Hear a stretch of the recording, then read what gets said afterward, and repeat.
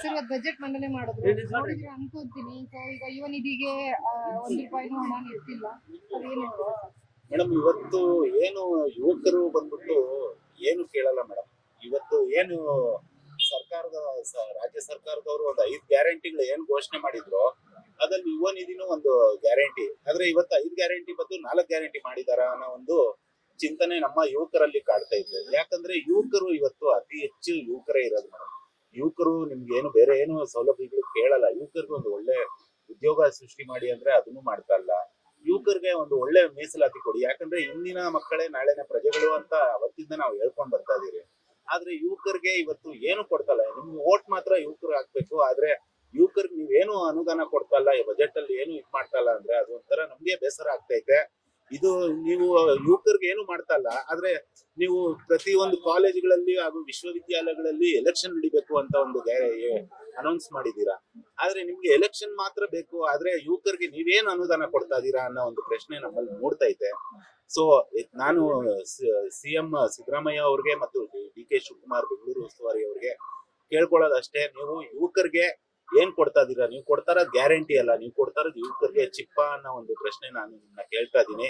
ಅದ್ರ ಜೊತೆಗೆ ಇವತ್ತು ಏನ್ ನಾನು ನಿಮ್ಮ ಹತ್ರ ಕೇಳ್ತಾ ಇರೋದು, ನೀವು ಏನ್ ಬಜೆಟ್ ಅನೌನ್ಸ್ ಮಾಡಿದಿರಾ, ಒಳ್ಳೆ ಅಮೌಂಟ್ ಬಜೆಟ್ ಅನೌನ್ಸ್ ಮಾಡಿದ್ದೀರಾ. ಆದ್ರೆ ಸಾಲದ ಮೊತ್ತ ಎಷ್ಟಿದೆ ಅನ್ನೋದು, ಸಾಲದ ಬೆಲೆ ಮುಂದಿನ ಪೀಳಿಗೆಗೆ ಒಂದು ಫೈನಾನ್ಷಿಯಲ್ ರೋಡ್ ಮ್ಯಾಪ್ ಅನ್ನೋದು ಇಟ್ಕೊಳ್ಬೇಕಾಗಿತ್ತು. ಆ ರೋಡ್ ಮ್ಯಾಪ್ ಇಟ್ಕೊಂಡಿಲ್ಲ. ಇವತ್ತು ನೀವು ಸಾಲ ಮಾಡ್ತಾ ಇದೀರಾ, ಅದು ತಿರ್ಗಾ ಜನಸಾಮಾನ್ಯರಿಗೆ ಒಂದು ಬರ್ಡನ್ ಆಗತ್ತೆ ಅನ್ನೋ ಒಂದು ಅನಿಸಿಕೆಯನ್ನು ನಾನು ಹೇಳಕ್ ಇಷ್ಟಪಡ್ತೀನಿ. ಅದ್ರ ಜೊತೆಗೆ ಇನ್ನೊಂದು ಏನಂದ್ರೆ, ಪ್ರತಿಯೊಂದು ಇವತ್ತು ನಾವು ಏನು ಸಾರಿಗೆ ಇಲಾಖೆ ನೋಡ್ಬೋದು.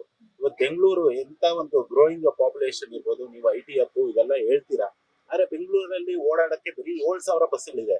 ಬೆಂಗಳೂರಲ್ಲಿ 12,000 ಬಸ್ಗಳು ಬೇಕಾಗಿದೆ. ಯಾಕಂದ್ರೆ ಇವತ್ತು ಅಷ್ಟು ಜನಸಂಖ್ಯೆ ಇಲ್ಲಿ ಬೆಂಗಳೂರಲ್ಲಿ ಇದಾರೆ. ನೀವು 7,000 ಬದಲು 12,000 ಬಸ್ಗಳನ್ನ ಕೊಡಿ. ಮತ್ತೆ ವಾಕಬಿಲಿಟಿ, ಇವತ್ತು ಫುಟ್ಪಾತ್ಸ್ ಆಗ್ಲಿ ಇದೆಲ್ಲ ಜನರು ನಡೆಯಕ್ಕೆ ಒಂದು ತೊಂದರೆ ಆಗ್ತೈತೆ.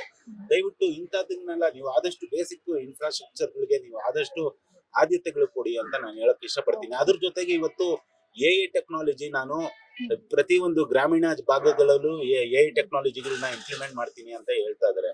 ಆದ್ರೆ ಗ್ರಾಮೀಣ ಪ್ರದೇಶಗಳಲ್ಲಿ ನೀವು AI ಟೆಕ್ನಾಲಜಿಗಳನ್ನ ಇಂಪ್ಲಿಮೆಂಟ್ ಮಾಡೋದಕ್ಕೆ ಗ್ರಾಮೀಣ ಪ್ರದೇಶದ ಜನರಿಗೆ ನೀವು AI ಬಗ್ಗೆ ನೀವು ಒಂದು ವರ್ಕ್ಶಾಪ್ಸ್ ಆಗ್ಲಿ, ಸ್ಕಿಲ್ ಡೆವಲಪ್ಮೆಂಟ್ ಕೋರ್ಸಸ್ ಆಗ್ಲಿ ಏನ್ ಮಾಡ್ತಾ ಇದೀರಾ?